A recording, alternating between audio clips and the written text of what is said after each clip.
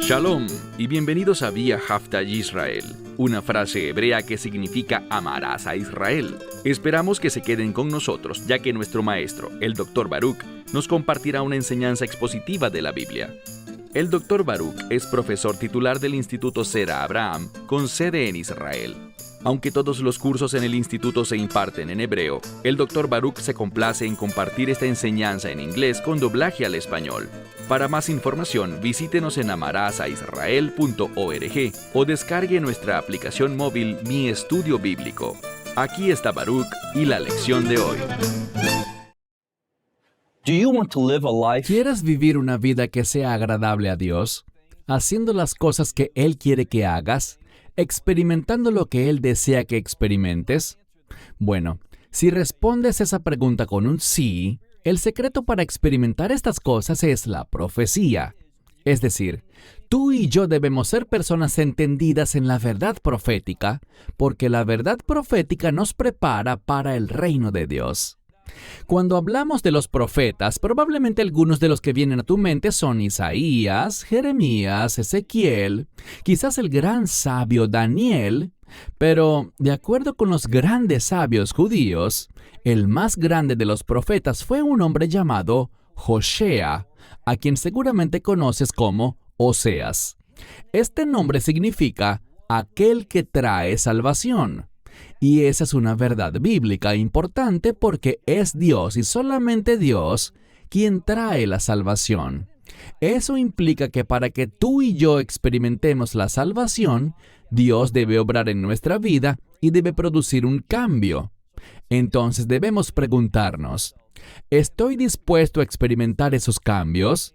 ¿Voy a responder de manera fiel, conforme a la verdad de Dios, para que la verdad profética pueda manifestarse en mi vida y a través de mi vida? Bien, lo que haremos hoy es comenzar una nueva serie sobre la profecía de Oseas.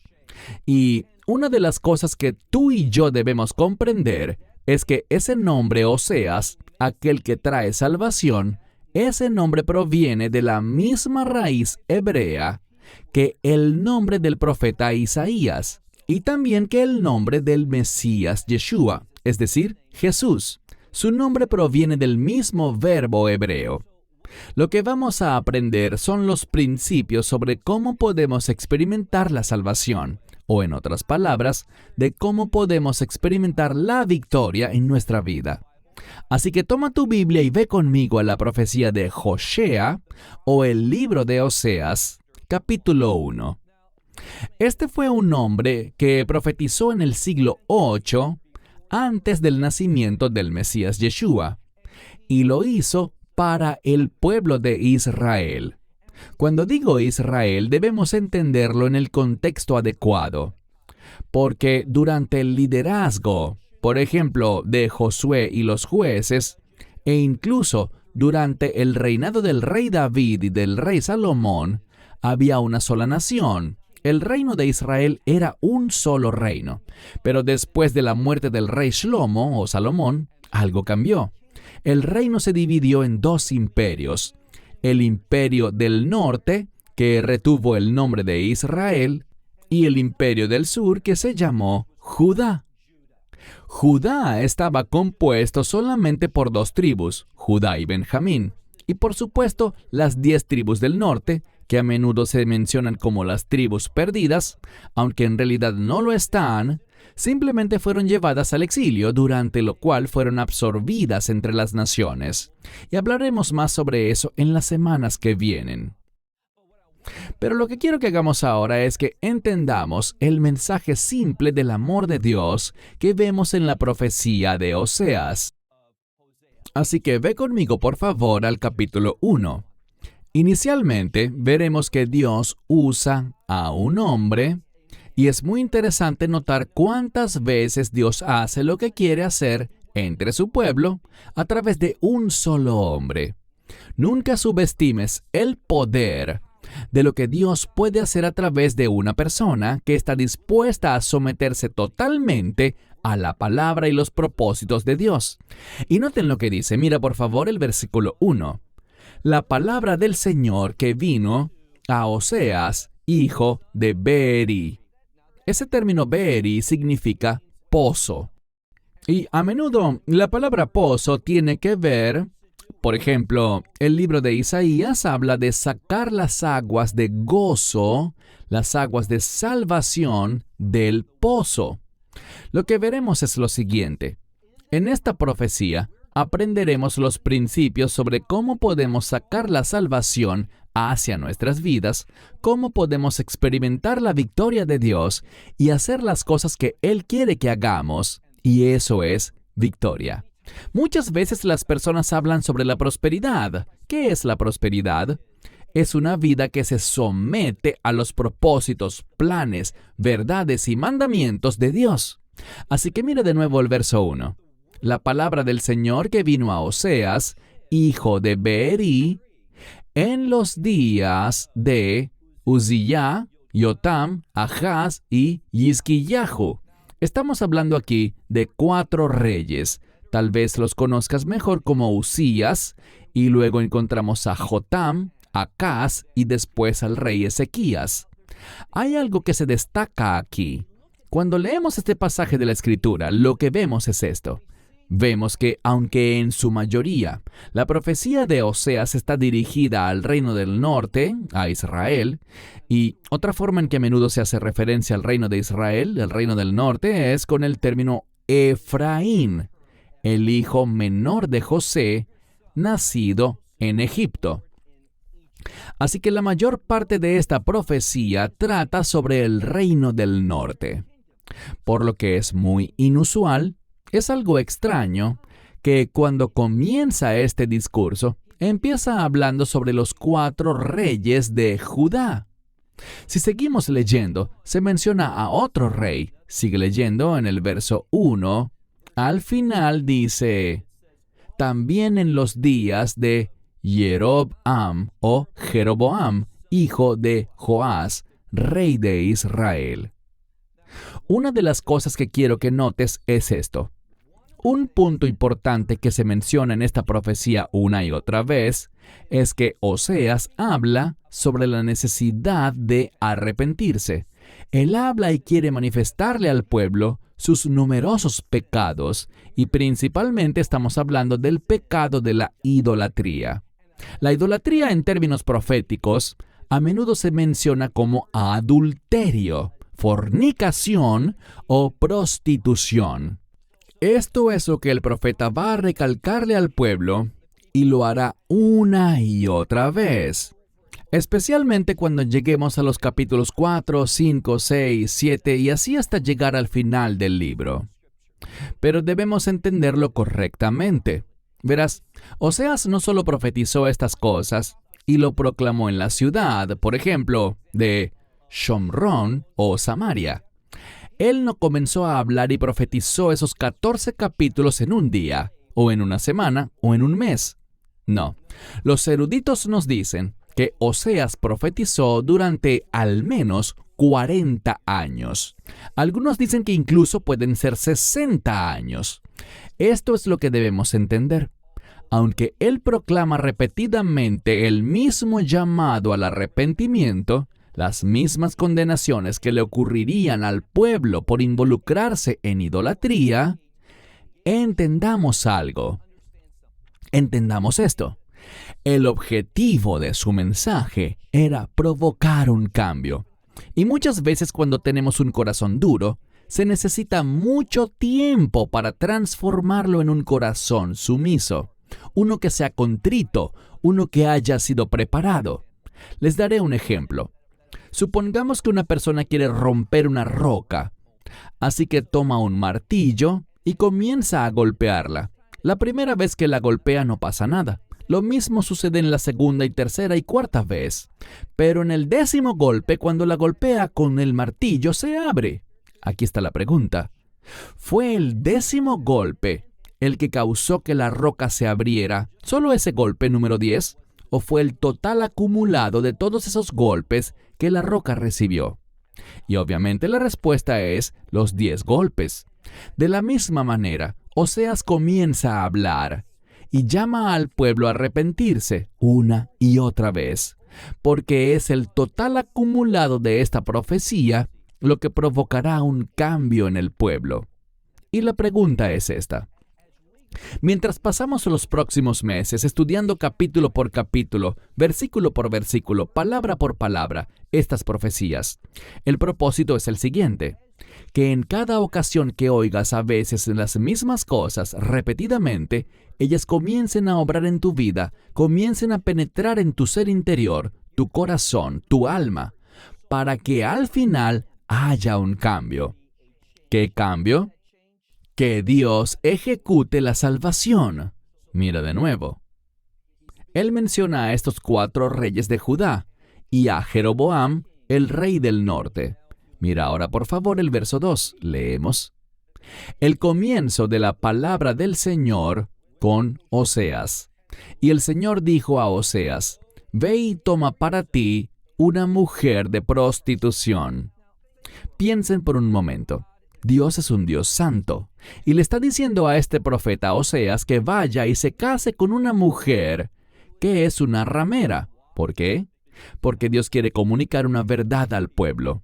Muchas veces proféticamente vemos esto, especialmente con el profeta Ezequiel, que Dios le dice a los profetas que hagan cosas como testimonio, o como ejemplo, o como forma de ilustrar sus sentimientos, sus pensamientos y su voluntad para el pueblo.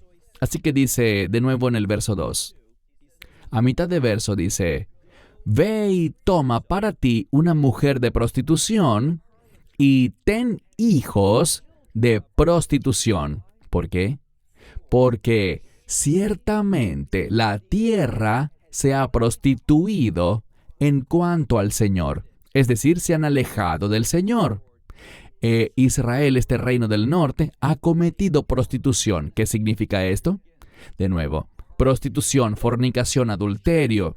En la profecía, especialmente en el libro de Oseas, esos términos hablan de lo que hemos llamado en hebreo Avodah Zará, un culto extraño, o más precisamente, idolatría.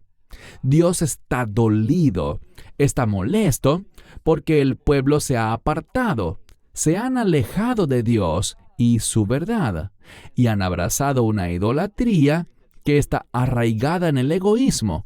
Y ese es un punto muy importante que debemos entender, que la idolatría siempre está enraizada en un comportamiento, en un proceso de pensamiento que pone al individuo primero y se olvida de Dios. Hagamos una pausa para hacernos una pregunta muy sencilla. Y la pregunta es: ¿dónde está Dios en mi vida? ¿Es Él lo primero o me he colocado yo de primero? ¿Qué es más importante? ¿Mis planes, propósitos y mis sueños?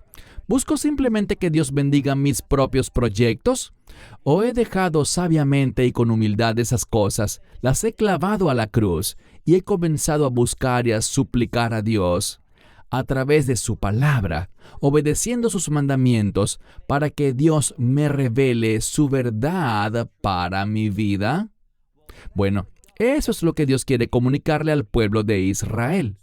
Mira de nuevo, dice: porque la tierra, y aquí está hablando de la tierra de Israel, la tierra ha cometido prostitución y se ha apartado. Literalmente dice, de delante del Señor. Es decir, se ha ido en una dirección diferente. Verso 3. Lo que vemos aquí es lo rápido que Oseas obedece a Dios. Él no oró al respecto, no lo pensó. Simplemente oyó la orden y respondió sin la menor duda. De eso se trata la fe. La fe, como hemos hablado muchas veces, la fe está arraigada en la verdad de Dios. Así que cuando escuchas la verdad, no tienes que pensar en ello.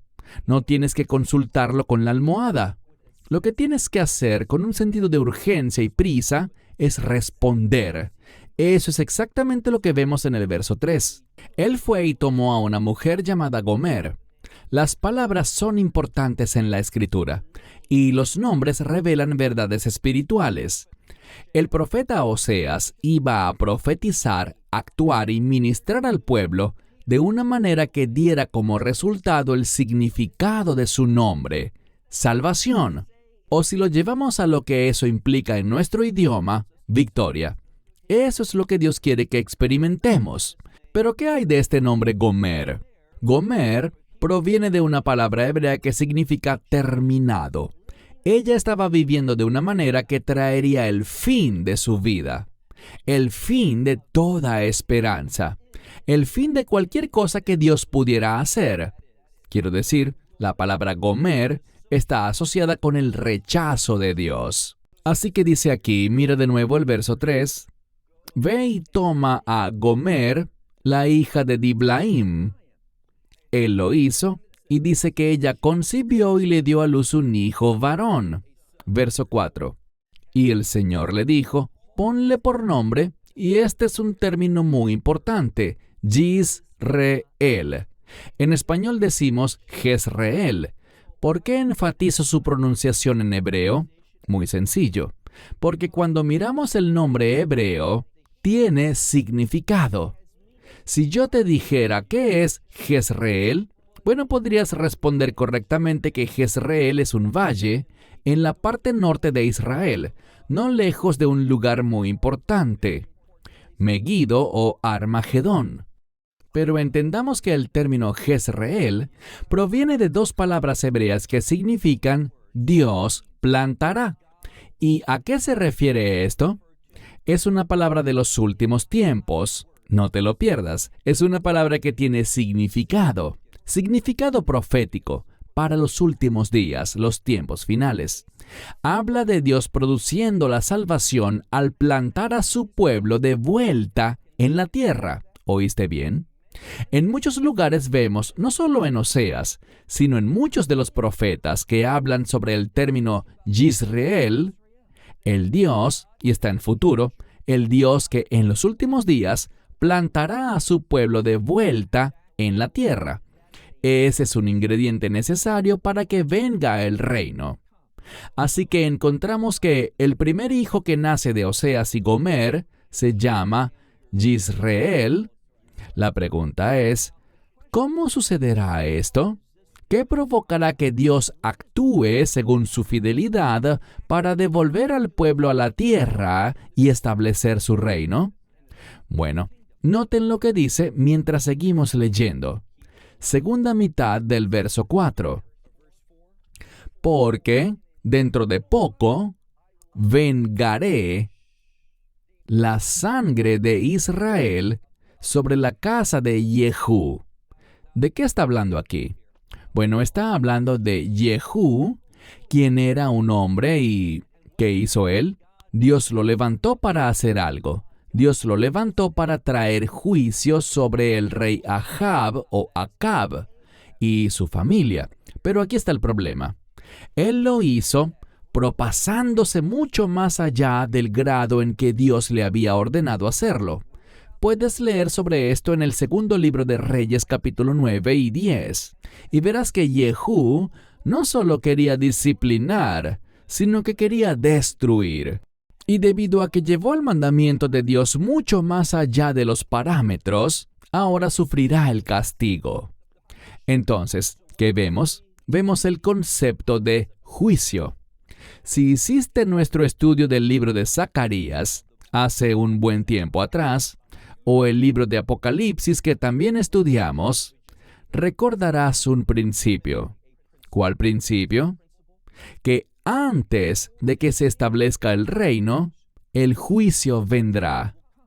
Y lo que leemos aquí es el uso de un término profético de los últimos tiempos, Jezreel. Por cierto, en otra escritura, Jezreel es llamado el Valle de Josafat, lo que significa el valle donde Dios juzgará. ¿Por qué eso es importante? Porque hay un principio. El juicio caerá antes de que se establezca el reino. Y eso es lo que estamos viendo. Dios vengará. ¿A quién vengará?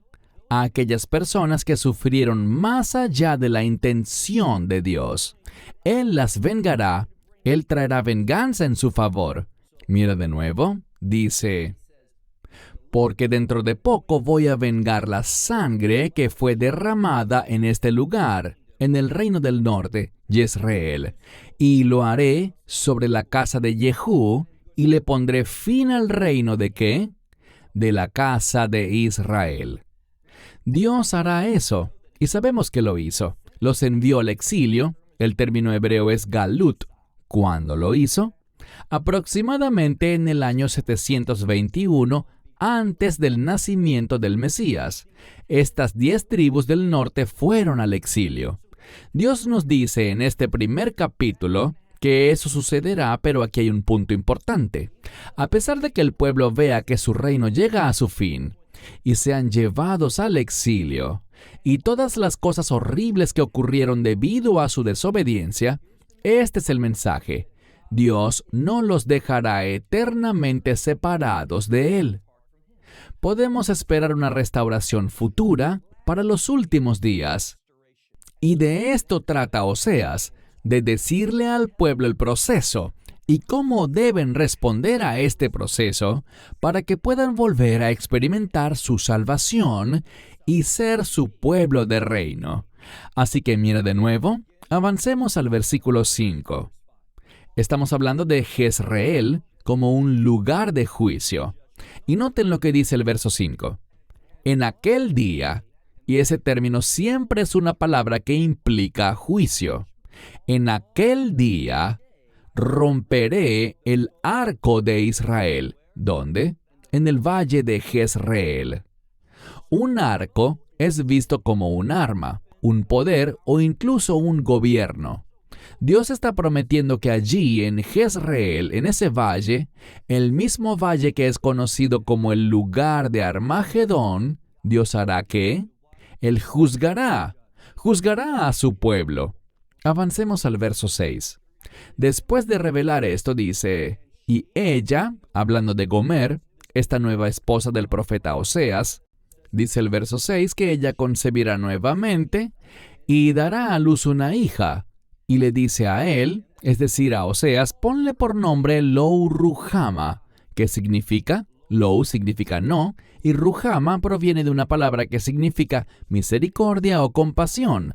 Así que Dios no tendrá misericordia ni compasión alguna. ¿Dónde sucederá esto? Sucederá en Jezreel. ¿Qué hará Dios? Él no tendrá misericordia ni compasión por los hijos de Israel. Dice luego, porque, a mitad del verso 6, porque ya no volveré a tener misericordia de la casa de Israel. Porque, y dice, los levantaré. Eso significa que los levantaré, los voltearé. Los levantaré y los dejaré caer. Esa es la implicación. Dios ha dicho con palabras muy duras, no hay más misericordia ni más compasión. Y además, Él traerá destrucción. Pero se pone peor. Pasemos al verso 7. Y la casa de Judá. Bien, esta es una verdad profética sobre la separación entre Israel y Judá.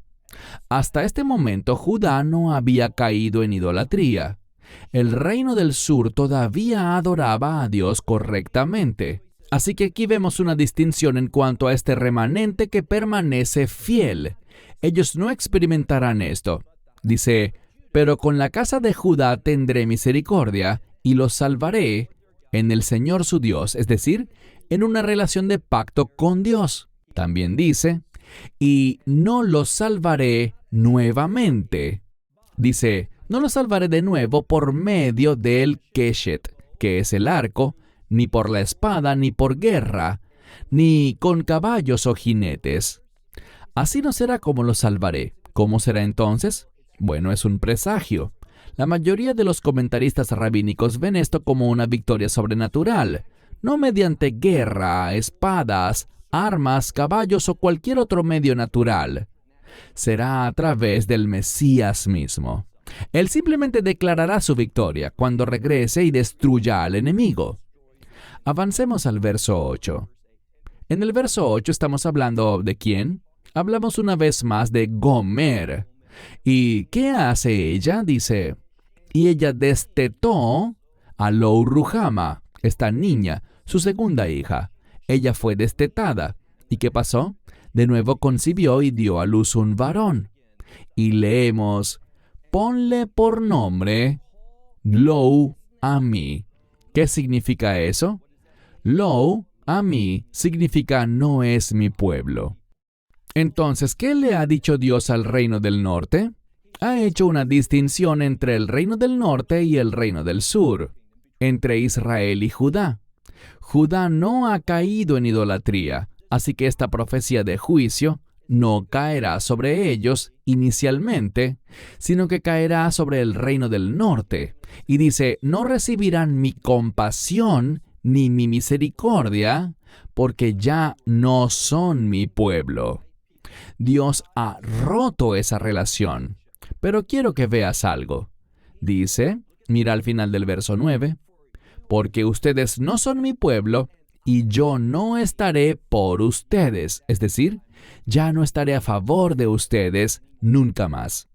Ahora, el capítulo 1 en el hebreo termina aquí. En español sigue adelante por 2 versículos más, así que por hoy solo diré un breve resumen del contenido de esos 2 versículos del capítulo 2 en hebreo, que son los últimos versos del capítulo 1 en español. Aquí vemos una verdad importante. Tan pronto como Dios dice, se acabó, he terminado con Israel, ya no tendré misericordia de ellos, ya no son mi pueblo, el pacto ha terminado. Les digo algo. Una de las cosas más asombrosas que vemos proféticamente hablando es que vendrá un nuevo pacto. Y ese nuevo pacto será hecho, según Jeremías 31, ese nuevo pacto será hecho con la casa de Israel y la casa de Judá. Es nuevo. ¿Y qué significa esa palabra? 2 cosas. Es un pacto de reino, pero también es un pacto diferente. ¿Qué quiero decir? Mientras que el primer pacto lo rompimos, para el segundo pacto, Dios asumirá toda la responsabilidad de mantener ese pacto sobre sí mismo. ¿Qué significa eso? Significa que el resultado de ese pacto, las promesas, las bendiciones, serán recibidas por su pueblo. ¿Y dónde las recibirán? En el reino de Dios. Y lo que haremos la próxima semana, al estudiar estos últimos 2 versos del capítulo 1, o los primeros 2 del capítulo 2 en hebreo, será ver lo que Dios dice para reafirmar su naturaleza, su carácter, para con su pueblo, de modo que podamos estar seguros de que Dios es un Dios que guarda el pacto con su pueblo. Se terminó el tiempo hasta la próxima semana, cuando avanzaremos en la profecía de Oseas. Esperamos que te hayas edificado con el mensaje de hoy y lo compartas con otros. Te invitamos a seguir nuestros estudios cada semana por este canal y por el portal de YouTube de Amarás a Israel. También puedes descargar nuestra aplicación móvil gratuita, Mi Estudio Bíblico. Finalmente, para obtener más información sobre nosotros, visita nuestra web amarasaisrael.org, donde encontrarás otras conferencias de Baruch en audio, video y texto. Hasta el próximo programa. Que el Señor te bendiga en Yeshua HaMashiach, Jesús el Mesías, mientras caminas con Él. Shalom desde Israel.